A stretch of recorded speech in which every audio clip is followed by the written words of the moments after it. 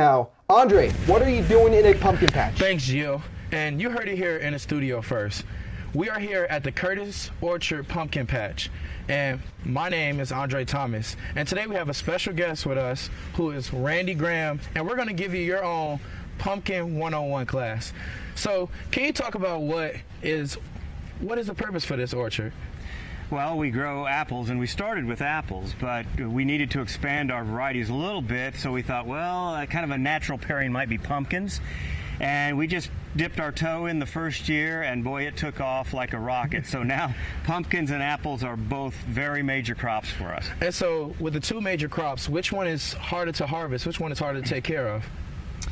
They each have their own set of challenges, really, and we offer U-pick on both crops. So the public, part of our goal here was to be an educational facility for people, because people have lost contact generally with how their food is grown. So we wanted them to experience it firsthand, picking an apple, picking a pumpkin, seeing how things grow, and it's worked very well. So, you know, people can pick their own, or we pick. Both ways go. So it's glad this is a pumpkin class. So with that being said, what is the process of harvesting pumpkins?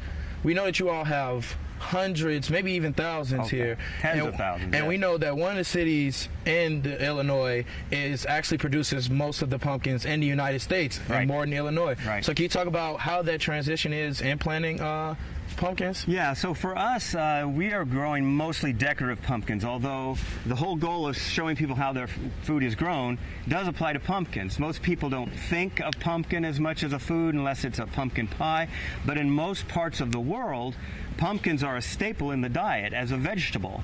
And the fortunate thing about being in the University of Illinois community is we have people from all over the world, so a lot of them come to see what Americans do for decoration, and they're kind of a little bit mystified by that aspect of it.